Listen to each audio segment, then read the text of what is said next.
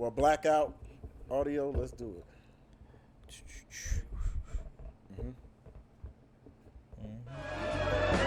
Talking color real quick, daddy. I got him, son. You want me to talk in color? That's what we do. Check. I don't need plaques on the wall, just get platinum to my dogs. And make sure my business is plush for my dogs. Respect my conglomerate. You ain't gotta honor it. Just know I've been the president way before Obama shit. Shoes been stepped on, mine still clean. I'm the king, gave him the hustle right before the dream. And y'all talking about bands, my talk is like goddamn. He talking to them people that really be owning land. I know I'm fresh as the earth, manifesting it to the earth. Let them guess, cause I'm about to tax them what these words worth. And I ain't fishing for likes, and I ain't trying to fight. I understand when you ain't balling, you just wanting the mic. I pass it over so peaceful, repeating the sequel. We heard it, just know Nimo words is more lethal. He kinda reaching the people, he doing it for the art. I'm talking in color, duality, fucker, play your part, wake up. I guess that's talking in color, right, son? Yeah. I'm a work of art, man.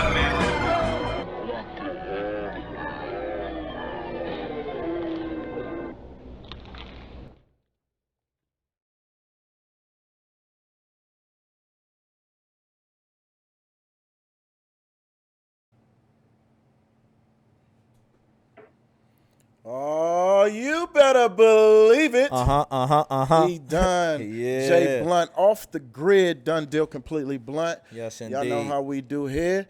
It's been a long time. We shouldn't have left you without a dope pod to step two, but we are back with a new artist. Well, not new artist, but with the. Man, you know. He been a while around for a minute. This, you know, this right here, this a special one right here, because this is actually brother, same mother. You know, this is actually brother, same mother, man. So, man, let's introduce, man. Entrepreneur, Indeed. artist, Indeed. art collector. Indeed. Just an overall fly dude, man. I had the honor of growing up with this dude, man. Welcome Nimo to the show, everybody. Give it up, man. Yeah, what's up, man? Clap it up for my bro. What's up, bro? What's going on with you? What's good with it, man? I appreciate all the words, man. You're making me feel special, baby. Oh, man, what it do? You know what it do, man. But before we jump into everything we about to talk about and get into our shit, man, we gonna throw it to our sponsors real quick. So what's up, bro? Let's get it.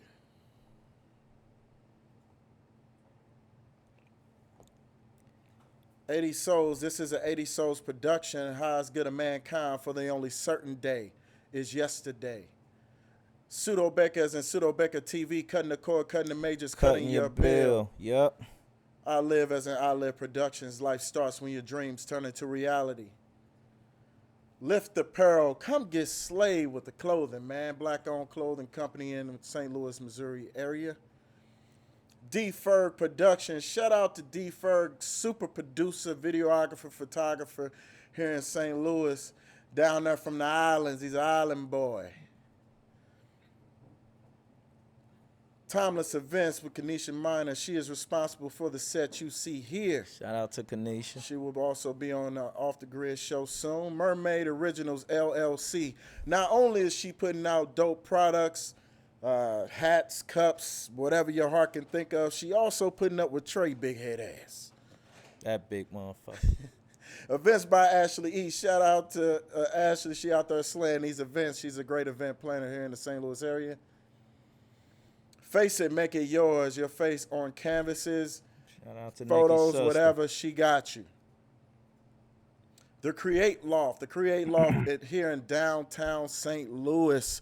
Dope event space, man. Make sure y'all hit them up for your next event. And Elevator. Shout out to Shuddy Bands. Congratulations on the baby again. Got a beautiful, beautiful baby. Beautiful family, man. Dope videographer, photographer here in the St. Louis, Missouri area as well. Shout out to you. And our executive producers, Dwayne Ferguson, Ray Howard, CJ Taylor, Lewis Smith. We can't do shit Not a goddamn. without y'all. We a appreciate and love y'all, man. Not a nada, man. So let's get into it, man. Nemo, What's good? what's the word, big bro? How y'all brothers doing? Oh man, Good, Blessed man. and highly favored, my brother. All the time. Amen. All the time. yes, How y'all doing? man. I'm cooling, man. This was like, This has been in the works for a minute. yeah, I've been trying to, I've been trying to get bro. Appreciate I've been trying to snatch bro up for a little minute, man. I had to put him in a, I had to put him in a headlock, like, yo, get on here, nigga. But nah, bro, I appreciate you, bro. No, I appreciate you, man. All I right, appreciate man. to even be on the show. Oh, let's go, man. Listen, man. I know a lot about you, of course. You my brother. Right. But tell the world Right. about you, man. Tell them where you from, how you started, what you do, your upbringing, man, your influences, your likes, don't likes, all that, man. Just get them the whole resume, bro. Run them down real quick, man. Oh shit. Well, from Chicago, South Side, the low end. Difference from South Side and low end. The low end. Born and raised in Chicago. Played basketball. Regular shit when you grow up. You know what I mean? Basketball, running around the neighborhood. And then some years later, end up moving to St. Louis. Stayed there for a couple years, and now I lead in LA. So, those were just the moves. As far as me as an artist, I think my brother said it all. I'm a man of few words because I like to let things show more than I tell you. So I'm just a creative. Love art, always love art. You couldn't say that shit when we was younger. Like you couldn't say you was into fashion and art, and everything about art. But as you become a grown man, you start to do little things. Into freelance marketing, helped a couple companies. I've worked with Nike. I've worked with Abdul, the videographer and photographer for Jay-Z. In my lifetime, I'm Reed Out. Everybody knows that. That's my man. Worked with T-Mobile, with marketing, with freelance marketing. Wrote books. Working on a film right now, an independent short with my wife. Done videos, done so many projects. You know what I mean? Like I could go on and on. Like it'd take up the whole of all the things I did. I probably forgot a lot more things I've done over time. And you collabed with one of your favorite people in the world, man. Nimo and Someone, the greatest duo. One of the greatest duo of all time. Absolutely. From the Midwest, man. I mean, I just had to put that out there. Absolutely. Go. We started on the South Side with a green plastic. What was it? The little picnic plastic table joint. The green plastic table. 79th and Marshfield. Yeah. South Side Chicago, yes, man. Yes. Yes, absolutely, man. Yes. One thing I wanted to say. Say to you, man, I think you should be extremely proud of your brother, man. That's my bro, man. I have him as one of the top 2 artists in St. Louis. It's him and another guy we had on the Off the Grid show not too long ago, Tank the Machine. I believe that there is no comparison. Mm-hmm. I'm betting my bottom dollar on this guy right here when it comes to the lyrics, man. He's an excellent lyricist. You should. I remember, you got homeboys that rap, right? And when bro first told me to rap, I'm like, it's cool. All right, you gotta let me hear some stuff, So, I was nervous. I'm always nervous to hear my people's music because if it's ass, I gotta tell them. But absolutely. When I first heard the completion, I wanted to wait to hear a complete project. He wanted me to hear stuff like Niggas and Kings and 87 Honda before it came out. But I'm the type of person I like to live with a project. And when I tell you, when that motherfucker COTV came on and that Wax Cold hit, and bro went, how could you smile when any time, any second, any minute, any hour, like time is the devil? I'm like, okay. I'm tuned in now. I'm like, what my bro got going? I'm tuned in now. He got me, but yeah, man. I am extremely proud of my brother, man.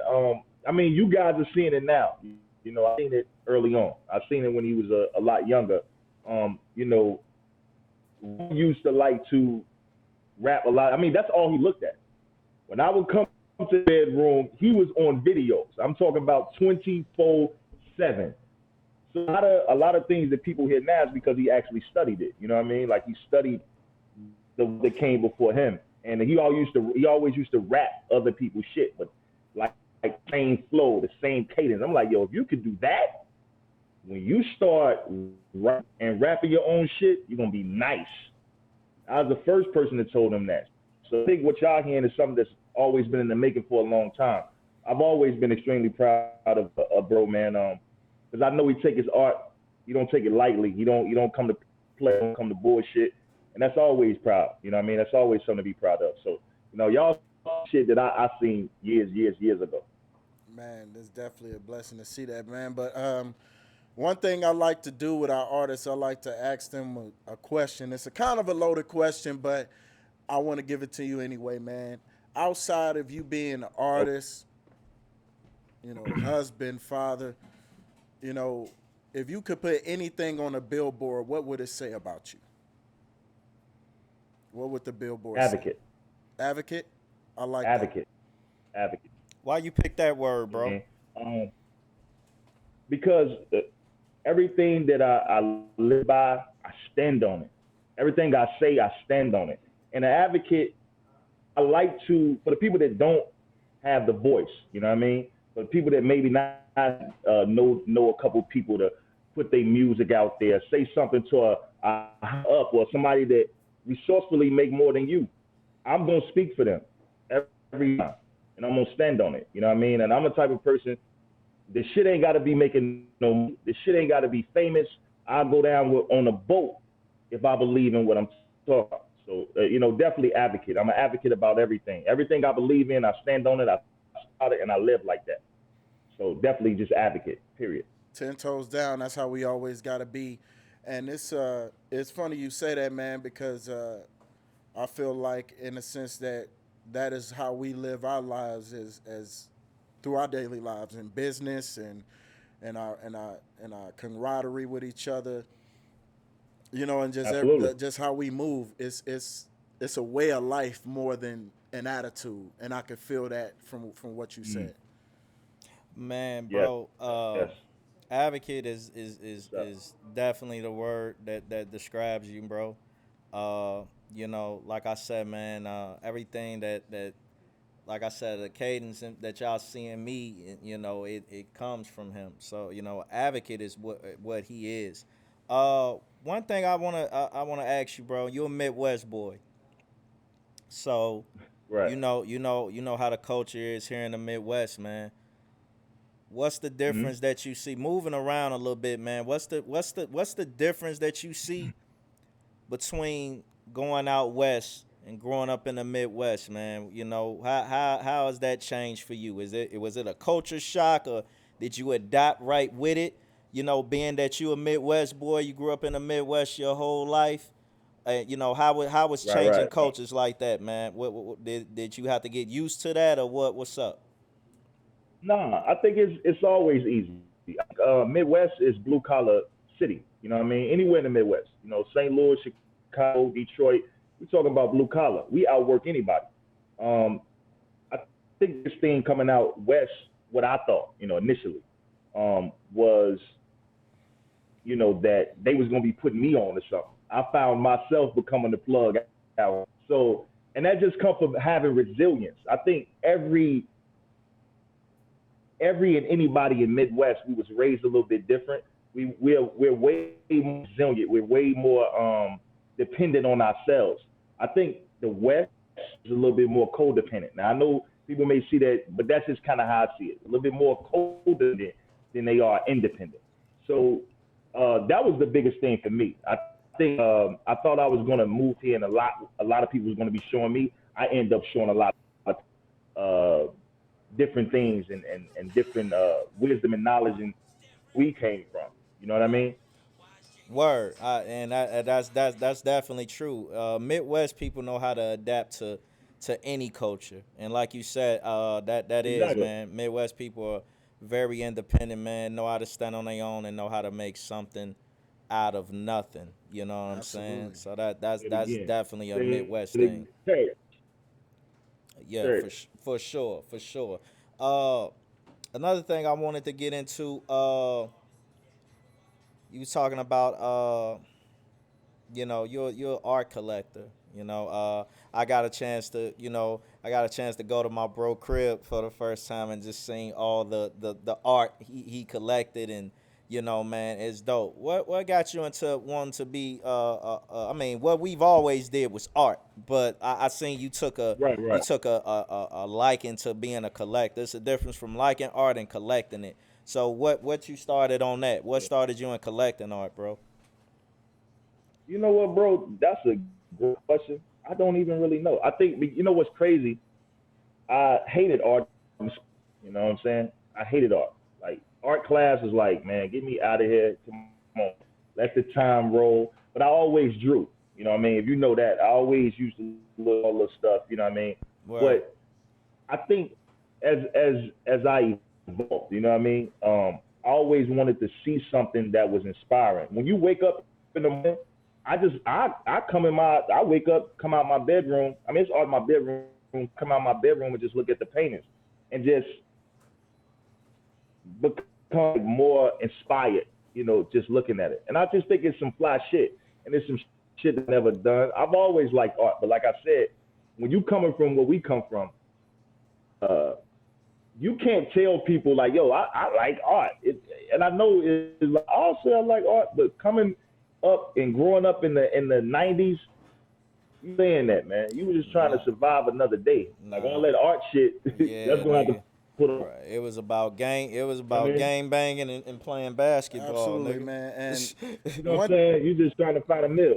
That's it. one thing that bro always say to me, always, Mm-hmm. and I seen this the few times that we used to, we met up for dinner, a couple times before you had went out to Cali, man. He always used to say, "Me and you Right. are alike. We homebodies." Really? Yeah. He used to say that a Yeah. lot. And Yeah. one thing I find myself in is appreciating art. I got two beautiful masterpieces of art in my living room, man, Yeah. and just the storytelling of the art, the Absolutely. just the opinions of people when they get it, because everybody interprets it different when they come through. I got to make sure I send you a Mm-hmm. picture of the two so you could get an idea of what I'm saying, man. But Yeah, yeah. it's Please it's do. it's beautiful, man, and just the storytelling. When I was young, man, it was literally like I used to Mm-hmm. literally have Pac my favorite artist all time, and I used to literally have different Okay. pictures of Pac, different pictures of uh, man, who else was I fucking with heavy at that time? Nas, um, shit, Okay. man, I can go on Okay. and on, but I just used to have different pictures of people, man, and every time I would get something Right. different out of the pictures.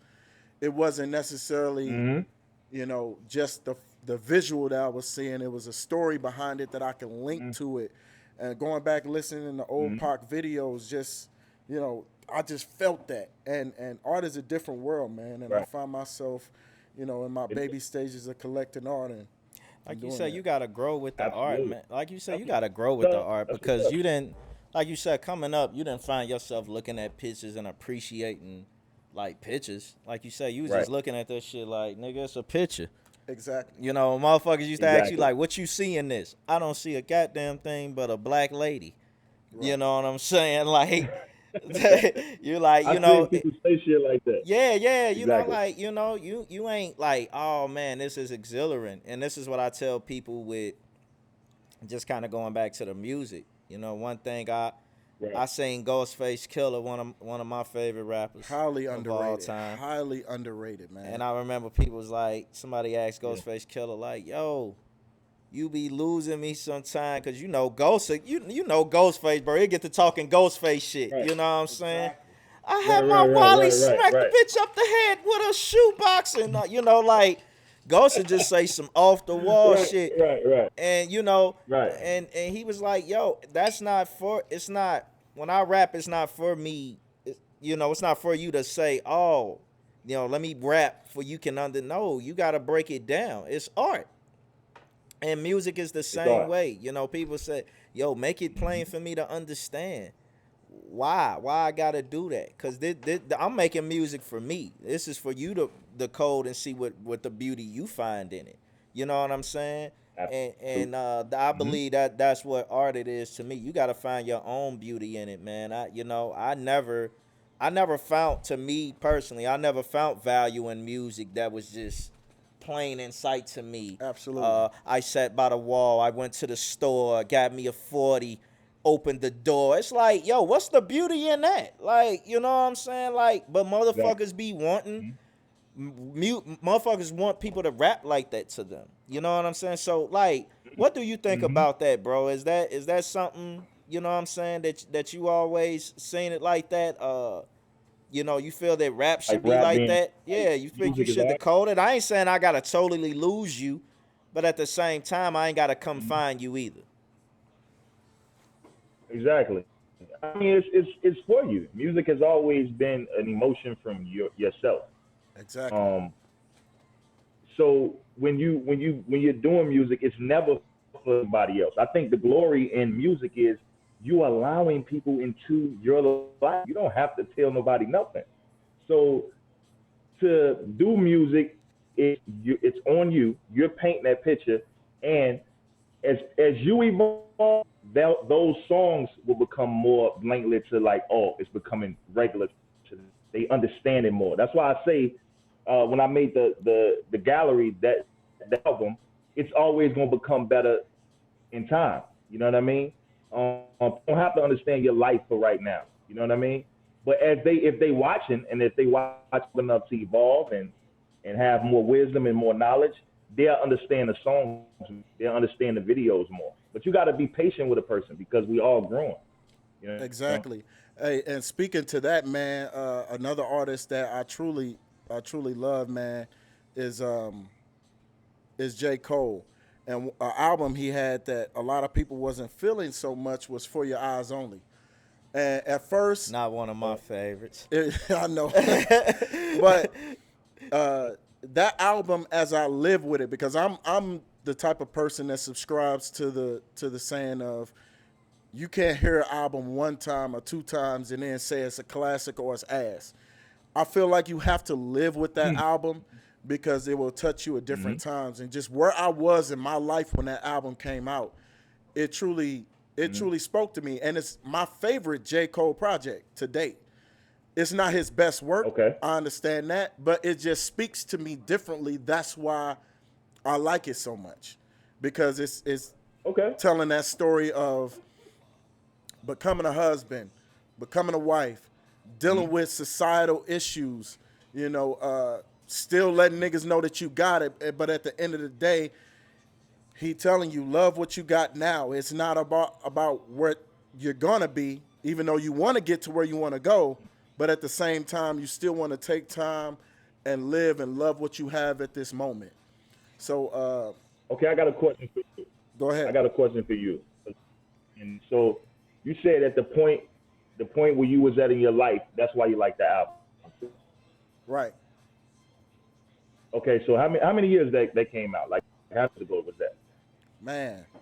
Was For that Your 17? Eyes, For was Your like that. Eyes was 17, 16? Something like that. 16. Yeah, we're going to look it up and find out for sure. But I want to say it was 17. So 17. So you evolve, and from thinking about from 17 to 21, 2000 now, as you evolve, are you liking the album more or less? I like it more. And the reason why I like it more now than I did then is because I like for music to take me on a journey. So it's just like with pop. Like, so when I'm listening to that album, I'm reliving the time that I was listening. You know what I'm saying? I was when I was listening to that project. So it takes me back to how my state of mind and how I've grown from them, the life lessons that I didn't know up to that point to what I know now. It's a whole different dichotomy and literature in that just subscribes to my heart. And I've always been like that with music. You know what I mean? Like my wife, like, why is you? She's like, I like pop, but it seemed like you listen to pop because he takes me back to that time, and it's crazy. It was 2016. Yeah, it was 2016. So it just takes me back to that time, man, where it just takes me on that journey, man. And I'm a visual person. I'll be really deep in my thoughts, and I find myself being there a lot, especially when I'm doing something repetitive, you know, whether it's driving or just, you know, doing some stuff around the house that's repetitive, you know, whatever, cleaning or whatever. I just find myself lost, and then I'm lost in the music, and then the next thing you know, I'm done with what I'm doing, and it just took me on that journey. Okay, while we talking about that, bro, most impactful album to you of all time. I mean, we ain't got to say the best, so just the most impactful album to you. Woo, shit. Like in the world, in hip hop, all like, time, just all time. Yeah, it ain't got to be in hip hop or nothing. Just one of those albums that you just say, yo, this should be impactful to me for the rest of my life, no matter how old it gets. You know, and it doesn't have to be hip hop. Doesn't have to be hip hop. No, it doesn't.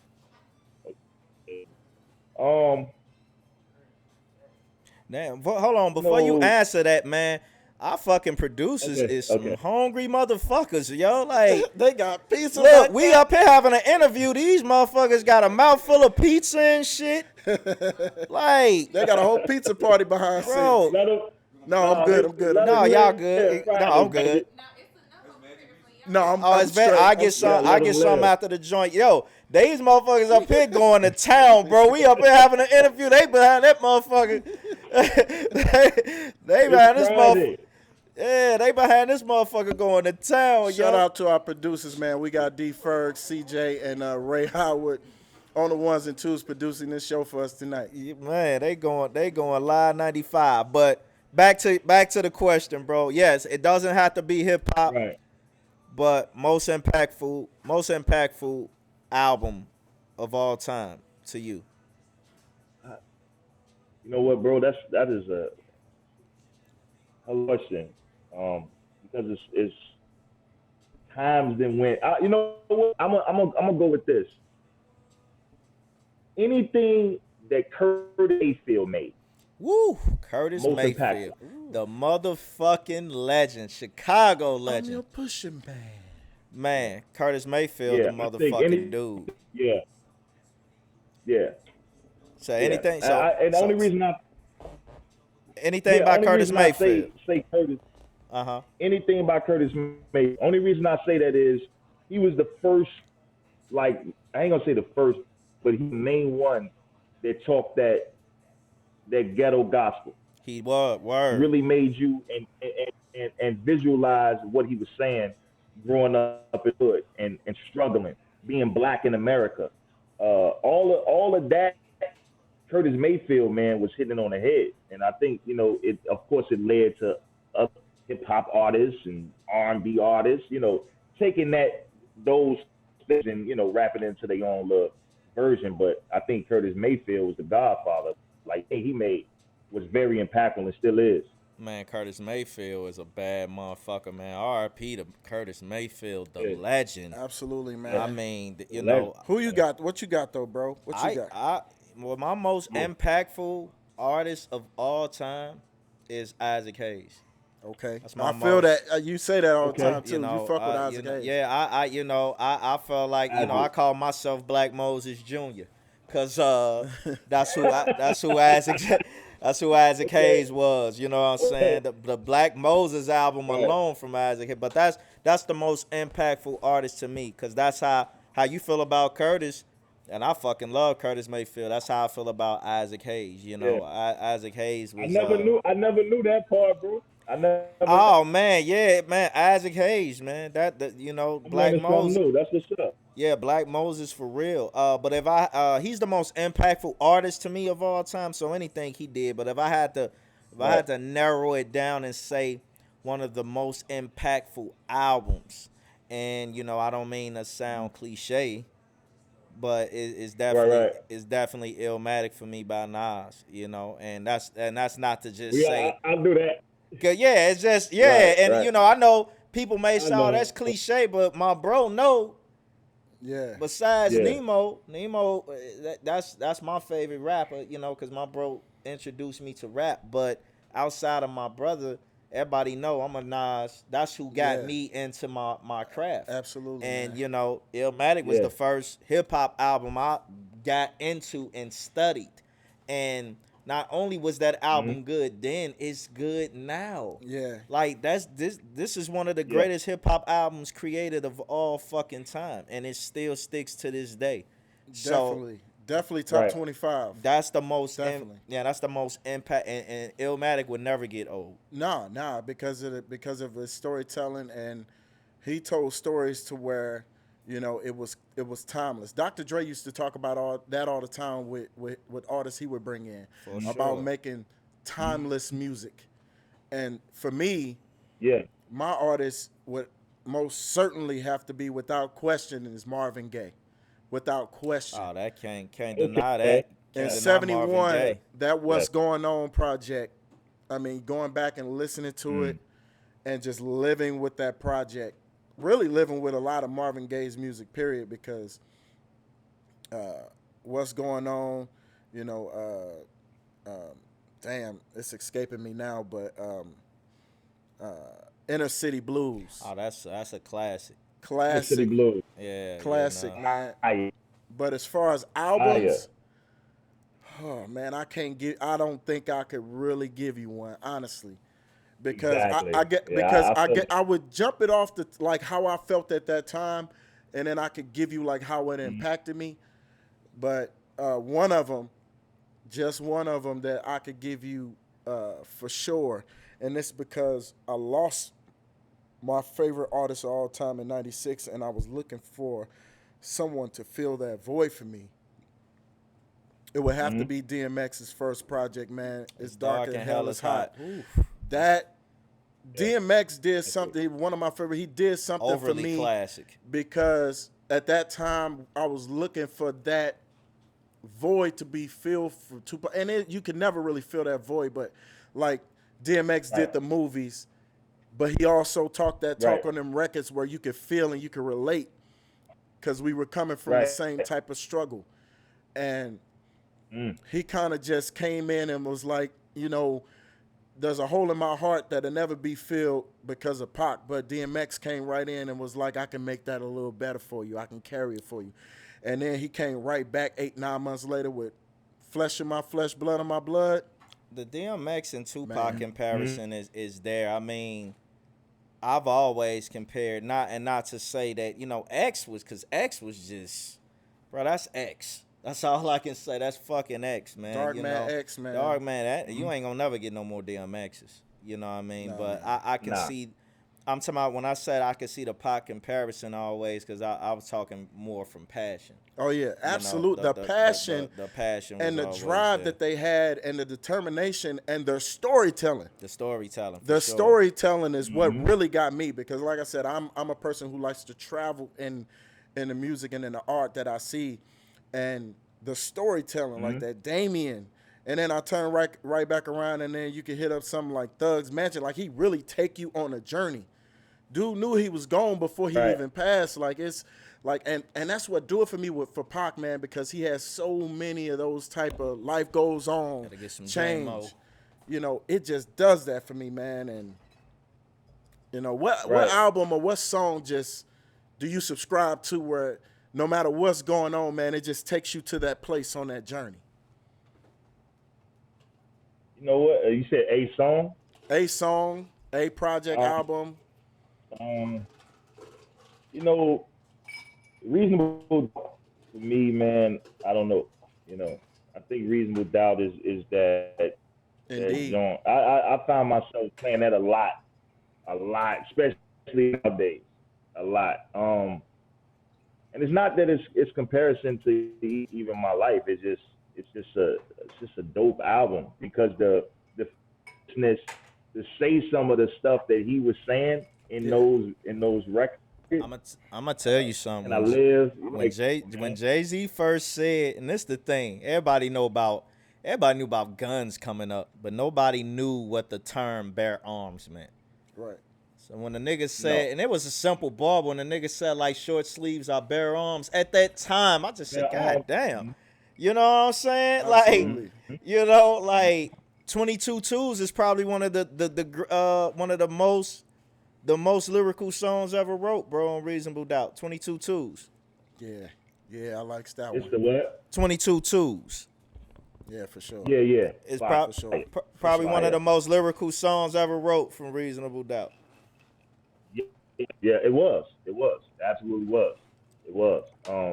That album is just crazy. The album is crazy, and it's still relevant. That's why it's so important to put yourself into music. Ask Dipset. So, And I'm gonna look, you know I was about to get on that. Before we get off into some real shit, I want to ask you about that versus, bro. If y'all don't know out there, the Diplomats versus the Locks. What was this Tuesday, bro? It was Tuesday, and I called it. I said the Locks was finna wash Yo, their we ass. said it on the show Sunday, bro. multiple times. I multiple say, yo, times. and let me tell you, I fucks with the Dips. Without question. I fucks with the Dips. Without like, question. Don't get it twisted. I fucks with Cam Jewels and Right. Jim Jones, man. Don't And Freaky Z. and don't ever get it twisted, man. You know, but I told motherfuckers going in, I said, yo, I don't think y'all No. I don't what think the y'all Locks is know what about, the Locks man. really about. I don't think y'all know they motherfucking resume. Nah, So what did you think of the verses, bro? And what happened, man? What led to the meltdown of the Diplomats? Diplomats thought it was a fashion show. You know what I'm saying? They got that ass whooped, man. That's what happens. And I think, and this is why versus is very, very dangerous for artists of those calibers. Man, you talked about that, bro. What's going You in- break that down, Yeah. because man, you was talking about that a little while ago. Because I guarantee you this, the Locks got another deal from doing that. They got some other deal in another bag They that did. Dipset wasn't privy to. You know what I'm saying? So basically like this. Okay, you got Dipset, city favorite, fly niggas, you know what I'm saying? Put the city on. They're going to talk that fly talk. You know what I mean? They're going to talk the shit the city want, right?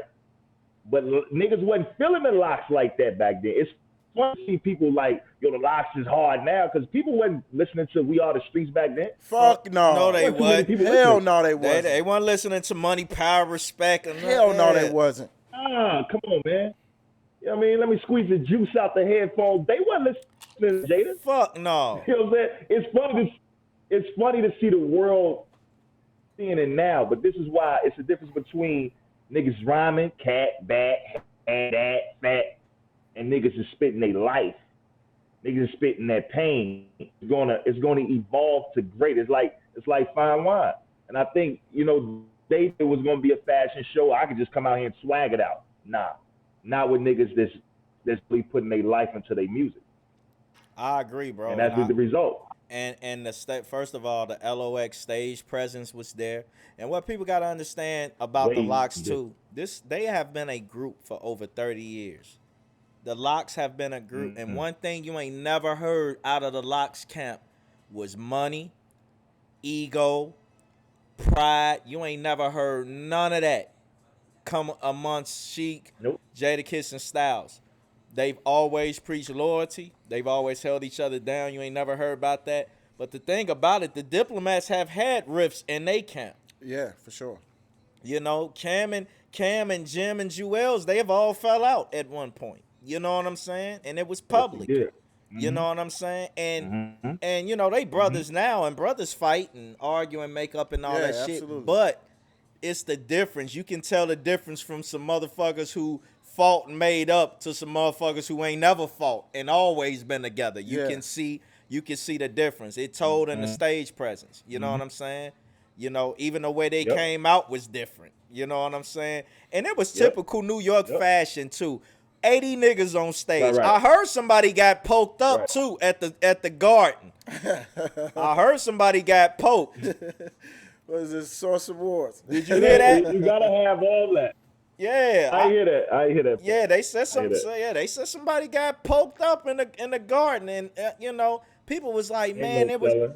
and people was saying, oh man, it was so unorganized. I'm like, yo, it's fucking New York. What you thought it was gonna be you know, this is New York, Exactly. nigga. I didn't expect no organized show from not from no prime New York artist like that. Can't nobody say that wasn't the best verses they seen. It was the most entertaining. It was the most entertaining that I've seen. I haven't watched all of them. But that was the most entertaining. Oh That yeah, shit for was sure. funny For sure. and classic history at the same time. For sure, you're gonna definitely want to go back and always revisit that verses for sure. You know, shout out to the Locks, shout out to the Diplomats, two of New York's finest, man. And you know, even though the Diplomats got washed, I still fuck with the Dips. And you right, bro. You know the crazy thing about it, the next day after that verses, the Locks had got the keys to Yonkers. Yeah, right. Hey, They got the keys Come on, to man. Yonkers the next day. it's something that you said that Point exactly. about that, man, when you said that it's dangerous for artists of that caliber, and I feel like that's probably a reason that we won't see a 50 and Ja Rule versus, which that's one that I feel like we need for the culture, is because 50 Cent made a good portion of his career, and with timing, especially with the federal indictment of Murder Inc., like he don't want to revisit that, you know, so he put him in the ground, he want to keep him there, and as long as ain't nothing else bubbling up, Agree. it's nothing you have to revisit. Exactly. I feel like that if there was a versus that was to go down between 50 and Ja Rule, it'd definitely be very competitive. Me personally, I still think 50 will take it. But motherfuckers got to remember, like, Ja Rule had a nice 2-3 year run where he was killing shit. Come on, man. Where he was killing shit. Everybody don't want to talk He about was Ja on Rule every Prime. radio station. The guy was on the radio station like he owned it. Yeah. I mean, any station you turn to, Rule was ruling ways. This was for years. Yeah, for sure. You know what I mean? For years. I just think 50's a lot more. Calculated. I don't know, man. Exactly. He's a lot more calculated. And like you just said, he understands. Revisit that. I wouldn't either. For what? Yeah, For like what? I'm not finna, because two things can happen. 50 can end up losing, or if he don't lose, you then gave new life to somebody that you hate. pretty much, and that's the thing. We've all, and you know, man, you talked about this, bro. Them verses are putting your legacy on. It's really revisiting and putting your legacy on the line. Yeah. You putting your legacy on the line. Little do you know. You know, you saying, yo, we just celebrating hip hop, but low key, you putting your legacy on the line. Yeah. Don't nobody want to talk about that, but that's really what you're doing But with at the verses. same time, bro, it's the nature of what hip hop is. It's that competitiveness.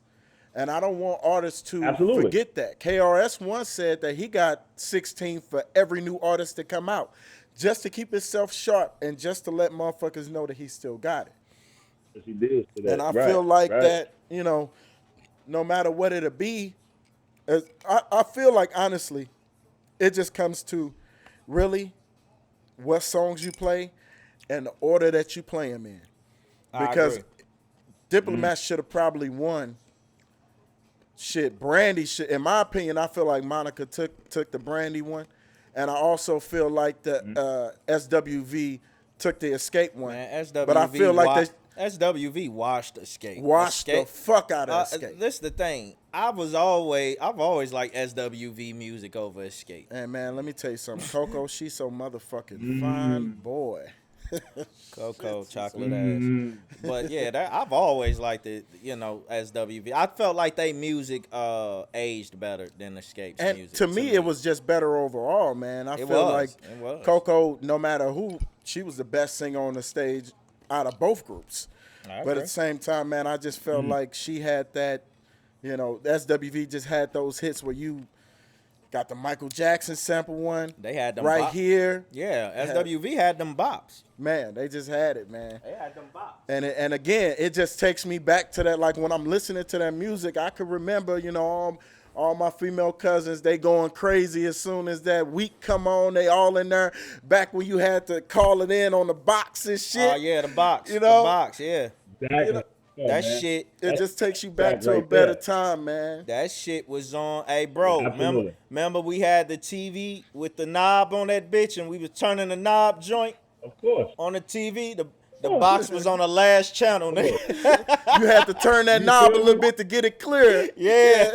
Yeah. You already know. It was right between the numbers. You can't go all the way on one side. You have to. It's right in between. Yeah. Right, like Yeah, you I say, you got to get it right. Like you got to get it in the right middle to get the shit clear, yo. 'Cause Mama- if you went all the way over, that shit'll be in black and white, nigga. Right. Mama get the phone bill.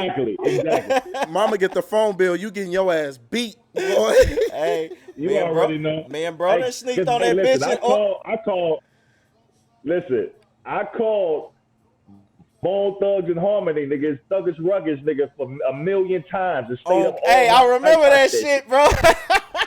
Remember that shit? Yeah. I remember that shit. Bro, like I gotta run that bitch one more time. East Yo, 99 no, is we running where this you back. find us making them dollars. Hey, Come on, man. Word is Bone born, was the man. niggas, man. No, Bo was the Straight up. guys, yo. hey, for sure, man. Get off and now it's time to get off into some real shit, man. Some deep shit. You know what I'm saying? I want you to talk that shit, bro. Cause if y'all not, man, hey, let them know where they can find you at on IG, bro. Shout out your IG page real quick for me. Absolutely. My IG page is Nimo, NIMO_official. Just the way it's spelled, NIMO_official. Yep. And if y'all not following my brother Nemo on IG, he's when he said that word when you asked him about the Billboard advocate, Yeah. that's something he definitely is, man. And he's a big voice against a lot of things on IG. Hey, bro, talk about just everything that's going on and how you viewing of what's going on in the world right now. What's the state of the country and the world, man? I know you're a big voice for speaking out against a lot of stuff, man. But just let them know, bro. What specific thing? Because we could talk about this today. So Hey, just give me a lane. No, bro. Hey, I want you to go in whatever lane you want to shift into, bro. The ball is in your court, baby. What we want to talk about? Vaccines. What we talk? Because that's the biggest shit. That's right? the biggest shit. Let's get into it. All right. So vaccines. I'm not. I know how y'all feel about it. I know you feel you're not taking it, right? Yeah, I ain't fucking How with everybody it. feel about that? E, how you feel about that? I took the vaccine, and there's only one reason why I took it. Only one. Okay. My grandmother. I cannot go see my grandmother without seeing it. Anybody who knows me, I've said it multiple times on this show. My granny is one of the most important women to me in my life. I will gladly give my life for my granny. And my granny used to stay in Wellston, and I used to be able to see her all the time. But then, my granny was in Wellston back when the Loop was bad. You know what I'm saying? When the Loop was not the place to go. You know what I mean? That's how long my granny been in Wellston. Like, my granny literally raised my dad, my aunt, and my uncle in that house. She was in that house well over 50, 60 years. She was a police officer in Wellston along with my grandfather. God rest his soul, he passed. Okay. My grandmother Sorry to hear that. is she, I can't even put into words what she means to me. I can't do it. Like, So my Okay. granny said, I I need can to see respect you, that. No. but you gotta do what you gotta do if you want to. So I said, look, if it mean I gotta get this vaccine so I can drive down to Memphis to see my granny, I'll do it. So that's why I took it. Outside of taking that, So besides, can I real quick? Outside of go taking that ahead, bro. vaccine, bro, how making that sacrifice for your granny? Outside of your sacrifice, how do you feel about it? I wouldn't have took it. There's no way. Why though? Why you wouldn't have took it? I just feel like not enough behind it. Me myself, I already got enough health problems as it is. I didn't want to put anything to compound that. I had COVID, got over it anyway. Okay. I just didn't believe in it, and it was just at a time where it felt like any time where they really pushing you to do something, I'm in dissension, right? I question every fucking thing.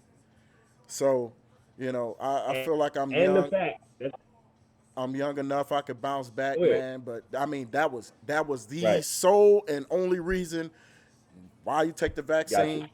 My granny, end of story. I listen, and I respect that because that's your grandmother. You only get one. I no longer have mine, so I understand that.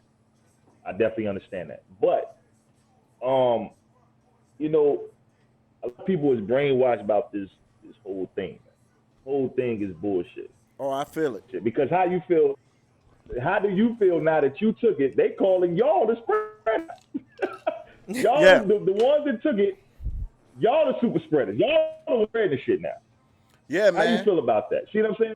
I That's see some that. crazy shit, right? I see that, and the problem is it's almost like with the HIV/AIDS virus, man.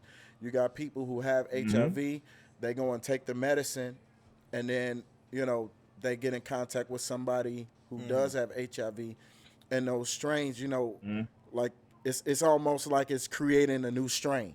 So just like it's a new strain of HIV, it's multiple strains actually. Now it's a mutation of it. Exactly. Thank you for the word I was looking for. It's a mutation of it. And now it's it's the Delta variant. It's the Indian variant. I'm not too sure. They got it, Yeah. man. There's so many variants. And Motherfuckers got the Delta, the Southwest, the Spirit, and all type of shit out here. And, the Spirit. it truly is unfortunate. But, Yeah.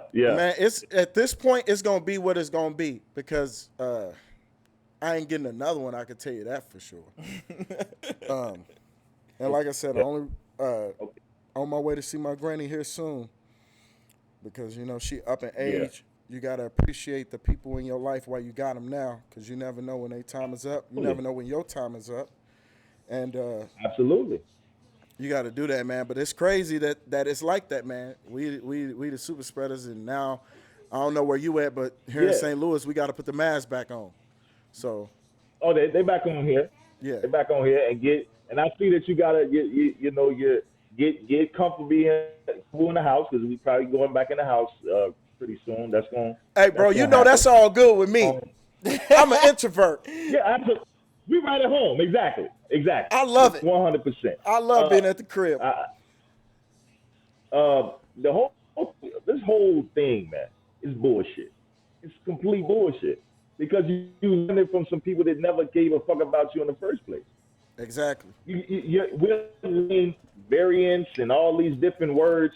I can give a fuck about their variant, give a fuck about their shot. I don't look at none of their news because it's filled with misinformation. It's filled with all misinformation. And a lot of times what people don't understand, they're dividing the people that got the shot. They want you to hate the people that didn't get it. Exactly. Yeah, they definitely creating that narrative, bro, for us to hate each other. I go on Twitter all day and all I see is the vaccine versus the unvaccine, and they created that. They the one put that out there for people to look at each other and say, "Oh, it's another way to divide us." Yeah, it's a divide. It's a divide. And I'm gonna tell you the thing, reason for why sure. they did that shit, bro. Because if you look at the landscape of where we were headed, Yeah. America had to do something to say, okay, right now we got white supremacists and black activists saying, well, okay, what the fuck is the government doing? You know, and that's a dangerous type of question to ask when both sides are unhappy with the government, because normally it's one or the other. So I feel like they say, okay, y'all sit y'all ass in the house for a year. Tell me how you feel. And then the riots happened. They couldn't stop the riots from happening. That's how God worked. Look how God worked, right? He slapped it right in the middle. And then right after the riots happened, you had these Republicans. They had they riot at the Capitol. And they did their thing. Now America is is teetering on this, are we going to overthrow our government type thing? Like, are we going to totally strip this thing down? Me personally, I feel like we should do a revolution every 4 years. We should do a revolution every 4 years. Because I'm telling you, politicians, hurry up, they're coming, put the money back, put the money back. I don't like, these motherfuckers, they own something else, man. The fact that we spend $700 billion a year on our militarism, on our defense, more than the next 26 countries combined, and 25 of those 26 countries are our allies. Right. Right? Exactly. The fact that we're in Afghanistan still to this day, what Deontay Wilder said, to this day. Only reason why, hey, we can talk about that. We can talk about that.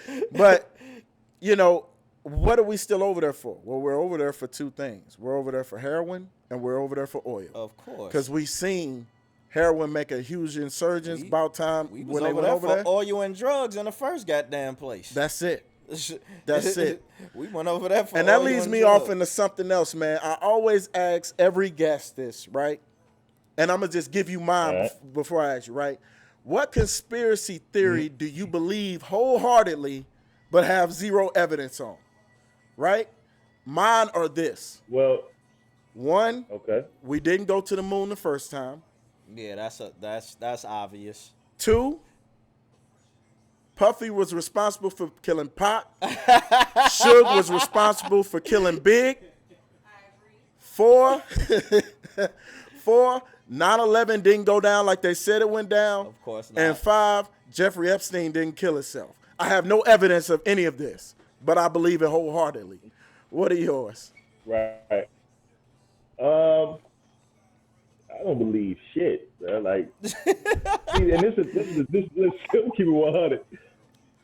The only difference between I have a problem with that whole fucking word, conspiracy theorist. What's the difference between a conspiracy theorist and the truth?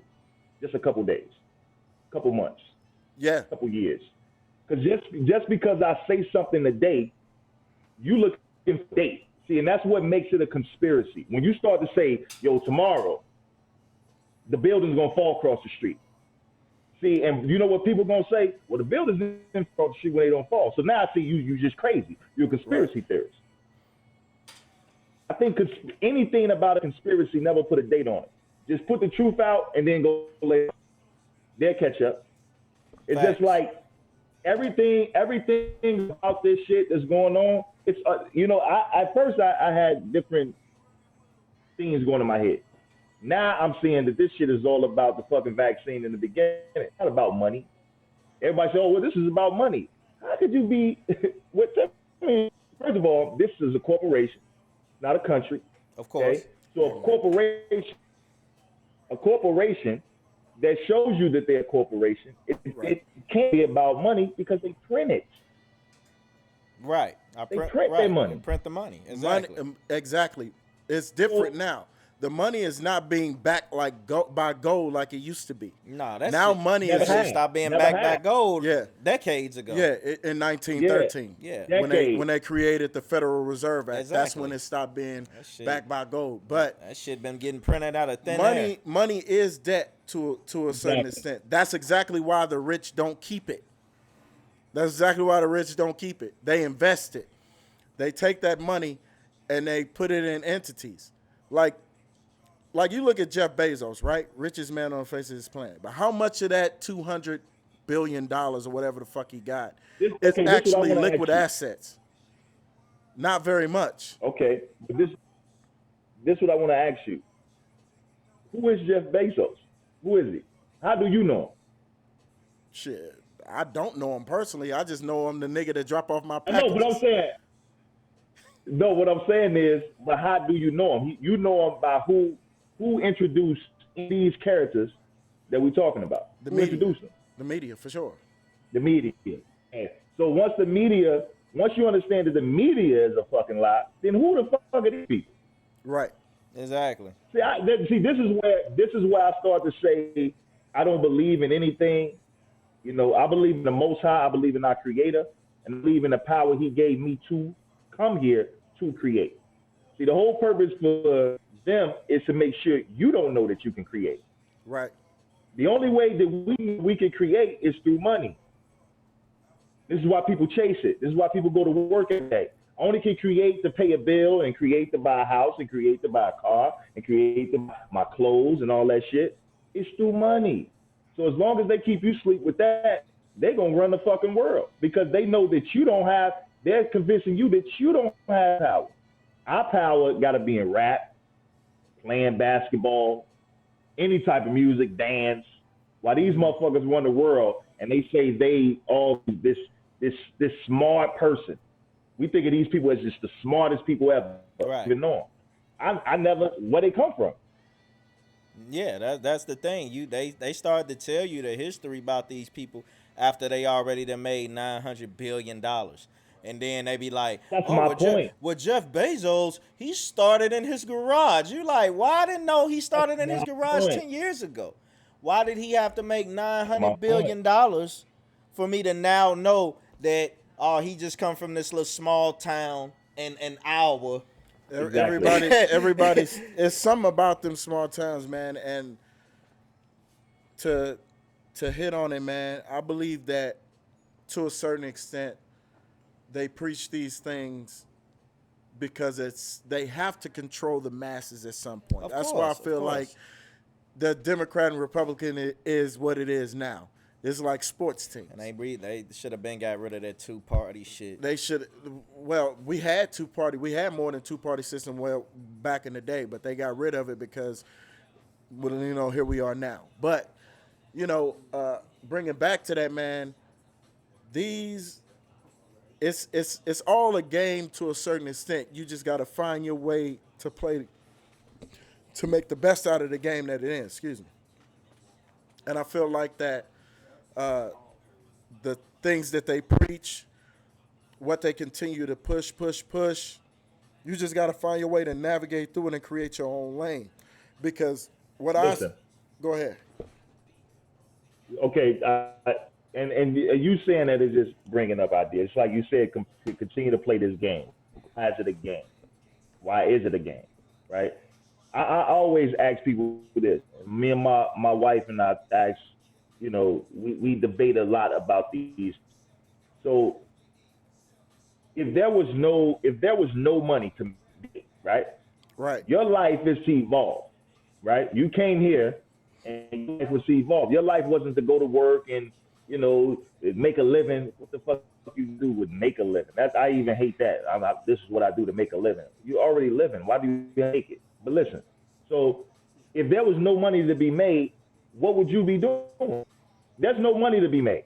Mm-hmm. You don't have to do anything that you're doing to create financial freedom for you and your family, right. Your stability. What would you be doing? Chilling. That's what you need to be doing. Chilling, evolving, right? Because that's the only thing you can do is learn about yourself. When you off work, right? If you call in or you work or you on vacation, you be chilling, but you really be learning about yourself. No, that's a fact. That's what you do. That's a fact. You dive into your deepest self when you're not worried about making money. That's the whole purpose. That's the deepest form and that's of yourself. What they're trying to create. That's what they're trying not to create. Trying not to happen for the economy or anything else to fall. Because once the economy falls and there's no resources that none of us have, say this whole thing just fall the fuck down, which is falling. Babylon is falling. If you pay attention, all this shit is crashing. Everything, left and right. It is. Corporate America, Hollywood, all these entities. Well, the thing is that they didn't anticipate, and I don't think anybody could anticipate, was the rise of the internet. The internet is something real, and I don't think that these older like I be at my job, bro, and I'm in somewhat kind of a position of power. Okay. There, and I could see it just in the conversation when I'm on these Teams calls and I'm in these meetings. Right. The older generation doesn't see it coming. Like the reluctance to change, to understand where we're headed. Like I was telling them, I told them we was talking about a particular count in particular. And I told them, hey man, y'all moving real blockbuster-ish right now, right? You know? I said 7-Eleven is already dead. We just ain't had the funeral yet. Walmart, if they keep going on the path they're going, they're already dead. We just ain't had the funeral yet. The cat is already out the bag in China. You'll be able to get whatever you want, when you want, at the lowest possible price within 2 hours. Technology available today, if you have a Tesla vehicle, that vehicle will be in a garage charging. It will pull out your garage on its own, go pick up somebody from a concert, drop them off at the house. Go pick up 2-3 other people, and then still understand that, oh, he got to be at work at 7 o'clock. So I need to go make sure I get back on the charger by 4 a.m. so he can make it to work on time. You making money while you sleep. The internet is something very dangerous. Like we have influencers that are making millions. Like the YouTube dude, he made $26 million reviewing toys. But that's one thing they know the power in it, and that this is why they're trying to. Because I remember when the rise of the internet was more free. Now it seems like it's trying to become more. They're trying to restrict it. You know what I'm saying? And me and you talked about that some time ago, bro. You feel that way as well? What did it? They're trying to restrict, because they know the power. He just talking about the power of the internet. I feel like it was more freer at one point. Now they come with all these restrictions. Yeah, because we ain't nothing but test lab rats. You know what I'm saying? Listen, the internet created not for you to be free. The internet was created to see how you thinking, to see if you catching on, to see if you evolving. That's all it is. It's like putting a bunch of animals, not calling us animals, but I'm just in terms. You're just putting a bunch of animals in a box all together, people watching to see who's the smart ones, who's the ones evolving.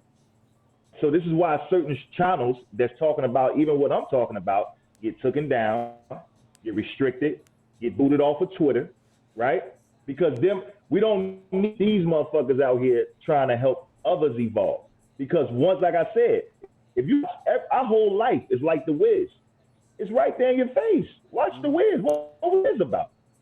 The Wiz was about everybody finding what was within themselves just to find out that the people that was controlling the whole thing was bullshit. And then got up, and then it was scary ass Richard Pryor and a big ass face with a cover. Listen, but that's how it is. No, that movie, check this out. That part was a jewel, bro. That was a jewel. It's a jewel because you got to think of it like this. I'm a bully, bro. Bully. I know you can't beat me. When somebody know you can't beat me, it's just like this is a better term. A basketball player that's single, that's got millions of dollars. They meet a chick tonight. Do you got a lot of her? We got to say, hey, listen, I want to marry you. I want to be with you. I want to take you out. Is we fucking or not? Exactly. 26 million. I don't have to lie to you. I got 80 million. I got 26 million. I got 80 million in dick. You feel me? You feel me? I don't have to lie to you. You understand? So, because I already know my power. I already know I got 80 million. I'll fuck with you. You want to fuck tonight? I'm going to put you up in a nice little room. You can watch TV and say you was with me. They going to go because that's power. Yeah. When you got real power, I don't need to lie to the people. But only thing y'all keep finding out is the government is lying to you. So how powerful are you? And now it's just like, if y'all find out the truth, who gives a fuck? What you gonna do about it? That's what they at now. Exactly. I don't need to lie. You know what you gonna do? But yeah, motherfucker, we lied. So Let me tell you something. This is how you know the government is afraid of us, because we still haven't got all the released documents from the John F. Kennedy assassination. but because they know the power. Dude been gone since '67. One thing they know is this, Yeah, though, exactly. bro. They know they're starting to just get scared a little bit now because of the information we're told. It was at one point where they were just smacking us all around, and okay. But they know they're getting scared. They're scared of the people, but they're more scared of the information we're finding out. Yeah. But I know we dwindling them down on time, bro. And we can go on forever, but I just want to touch on a few more things real quick. What you feel about them canceling the baby? And out of all these festivals and things like that. What's up with that? I think y'all gotta give me up to speed on it, because I seen it, but I really follow it. What did they cancel him for? What was it? I don't know. All right, real quick. He was at Rolling Loud festival, and I think he just said something like, yeah, man, if somebody ain't, if y'all ain't out there sucking dick or some shit, if you ain't out there sucking dick and catching HIV or some shit, he said, let me hear you make some noise or some shit, And Basically, and the LGBT plus community, the bullies, as I call them, they went crazy with it, and they took it offensive, and now he's been then missed out. What, they done took him off 10 festivals, 6 or 7 festivals he had coming up. Good handful of them. And they just everything. He got dropped from a clothing line. Just a ton of sponsorship he lost. Wait a minute. So is they canceling him because he's the HIV people, or talking about gay people? They say it's kind of both. Yeah, they kind of took it. They kind of, they kind of took what it said and ran with it. Well, I think that just tells you the times that we're in. You know what I'm saying? And I think it was the times that a lot of gay people, these companies. It's freedom of speech, man. I mean, people have said worse. That's what I said. So, people have definitely said worse. I think all that cancel culture bullshit, how the fuck you gonna cancel me? See, my whole thing is, you cannot put yourself in a position to where they can cancel you. So I say fuck them early.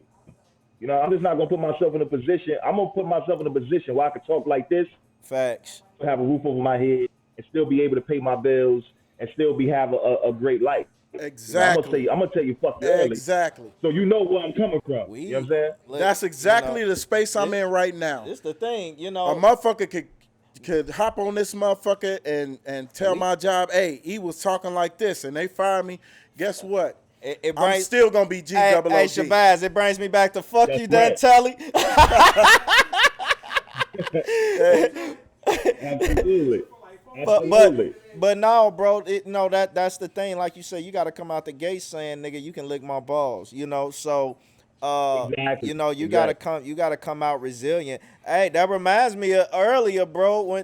When somebody had made a comment about our music years ago and said we was attacking. No, that's real shit. Yeah. Somebody said, my brother was attacking gay people or something in our rhymes or some shit.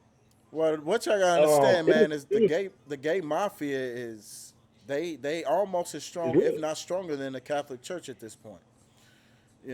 Of course, I absolutely feel like that. I mean, this was years ago when somebody told us that. I mean, a lot of people said that our music then was ruthless, and it hurt a lot of people's feelings. I never got it. I never understood. I never gave a fuck either.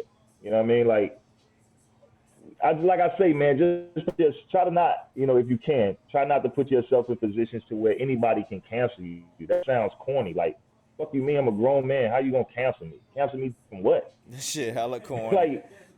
You know what I'm saying? I just, you know what I mean? That shit is out, man.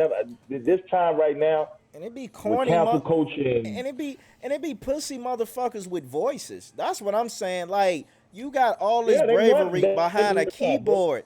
And it's the same thing with these activists, man. You ain't gonna get out there and bust a motherfucking grape. You ain't gonna shoot or kill no cops, so shut your pussy ass up. But you talking all this revolution shit upon your IG and your Twitter. And it's the same thing with these people. I would have cancel this, cancel that. Cancel your motherfucking self, man. Like, you know what I'm saying? What have you ever done to create change? What have you ever done anything besides somebody but your motherfucking self? And those are the people I hate hearing, man, because it's like you ain't never did shit for nobody in your life. Exactly. And let me tell you something, man. Absolutely. Motherfucker couldn't cancel us for shit. One thing that can happen to us, they can snatch us off YouTube. They can snatch us off our distributor, Zencast, that distributes to all the streaming services, Amazon and Apple and Google, Spotify, all of that. Guess what? I got my own streaming service that I own.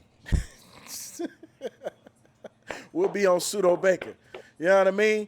I put myself in a position of where you can't hurt me. And even if I didn't own Pseudo Baker, guess what? My website will be up and I'll be editing our creative that way. You will not control our creative. Absolutely. You will not control our narrative. I don't give a fuck how sensitive you are. And for a bunch of motherfuckers that grew up on South Park, Family Guy, and Futurama, and the Chappelle Show, I have no reason. I don't know why the fuck we so sensitive. But man, our time is up, man. But before we get out of here, bro, man, just let them know real quick, man. Anything you got coming up, man. Let them know where they can find you, and any future projects or anything they can be looking for. Run it down for them one more time, bro. Yeah, future projects as far as like musically, I'm not lying. I'm not even working on music as of right now. But anything creative. Most of my stuff, man. Yeah, but most of my stuff you can find on my IG, which is Nimo_official. And you can we have a website. Me and my wife have a website. You can go to heatherbynice.com. Shows a lot of, we into fashion. A lot of us, me and her, taking a lot of his, fashion and stories of fashion. We have a podcast on there talking about fashion. We have a podcast on YouTube. You can go to Heather Be Nice YouTube, and a lot of our podcasts is on there. Anything in between those three, mostly my IG. If I'm doing anything, it's gonna be on my IG first. So check me out, man. And we gonna storm through that podcast soon, man. Absolutely, we definitely gonna be on that. We gonna come and join you and sis on that podcast, and we gonna kick up some shit. Please. Absolutely, you man. Already know. I can't wait for you to be back in the loo, man. When you in the loo, we definitely got to have you on the couch, live in studio, so we can do this the right way. You know what I'm saying? And I just want to tell you, man, y'all done an incredible job with the studio. The studio look incredible, man. Appreciate it, man. It was a lot of hard work and a whole lot of money. It's definitely absolutely a lot of long nights in here, man. Man, who you telling? But yo, man, this is it, man. Before we go, man, y'all give it up one more time, man, for my brother Nimo, bro. I appreciate you. Hit that applause button over there. Yeah, I appreciate you, man. Coming through, bro. And man, bro, I got a lot of my game from you, bro. And I've always admired you. Coming up, man, being your younger brother, just coming up, man, and watching you just steady grow, man. So, as from your little brother to my big brother, I'm proud of you, big bro, and continue to keep doing it, man. Proud of you too, man. Word, man. True love, man. I appreciate y'all guys having me on the show, man. No doubt, baby. Absolutely. I appreciate we definitely you, bro. gonna have you back, man. That's for sure. Definitely gonna have you back. Absolutely. With a longer timeline, with a longer time stamp. But we gotta get out of here. We gotta go like 3-4 hours in. We got a lot of shit to talk about next time. Exactly. Absolutely. I have fun though, man. Appreciate it. No doubt, bro. Right. Thank you for making time, bro. Peace and love, Appreciate you. Yeah. One love. One. Yeah. Thank you guys for visiting us. This has been another great episode of Off the Grid. Dunn J Blunt, our special guest Nimo. Appreciate y'all, man. Stay locked. We will have Kanisha Minor on the next Off the Grid show, and we have another date with DOA. Yeah. Dimension of Ascension will definitely be back in the building, man. Yeah, we got a lot of off the grid shit coming in, man. Y'all already know. And definitely a lot of verses coming up. A lot of verses coming up, and of course, man, the number one sports and talk shit show ever, and that's the DDCB, along with myself, my brother, and of course our two crazy nut heads, Nikki Love and my boy T Fish. We definitely gonna shoot a show coming up soon on Sunday. Look out for the Dunn J Completely Blunt show on Sunday. We got a versus battle coming up probably tomorrow, bro. Probably tomorrow. We'll be tomorrow. We'll see. So tomorrow, not meaning tomorrow when y'all see this, it'll be tomorrow. But the day after that, it'll probably be a versus. Sunday will be DDCB. Off the Grid, another one will be on Tuesday or Thursday, depending on scheduling of our guests.